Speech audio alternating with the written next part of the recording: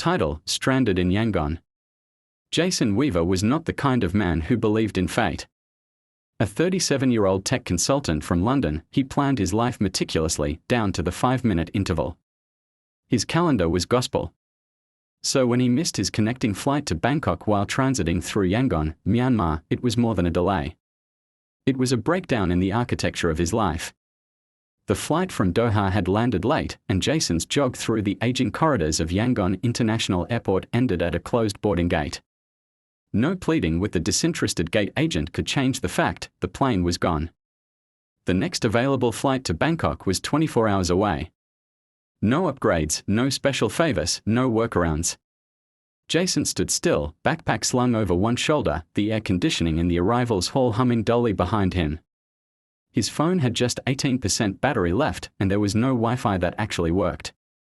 No Uber. No English signs outside the airport. He sighed, defeated.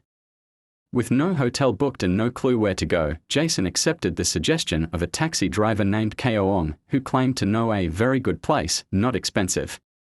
The last thing Jason wanted was adventure, but something in the man's warm, toothy smile nudged him forward. The taxi rattled through Yangon streets, a blur of colonial-era buildings, gold-tipped pagodas, and street vendors selling everything from grilled fish to knockoff phone chargers. The city felt stuck between centuries, a place trying to catch up with the modern world but unwilling to let go of its ghosts. Keoong dropped him at a modest guest house near Kandorgi Lake. Jason checked in, plugged in his phone, and tried to fall asleep. But sleep didn't come.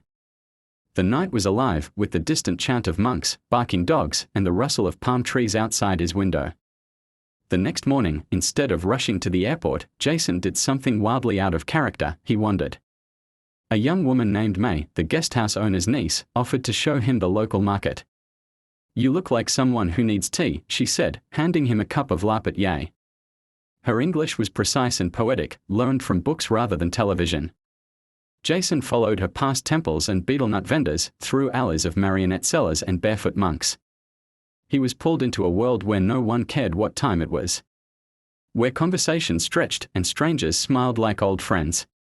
He watched the sun set behind the Shwedagon Pagoda, gold, glowing, timeless. The next day, Jason boarded his rescheduled flight to Bangkok.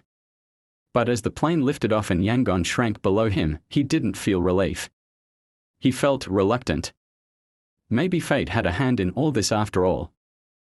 When he landed in Bangkok, a new notification buzzed on his phone: client meeting rescheduled, next week. Jason smiled for the first time in days, walked past the taxi queue, and opened a browser. He was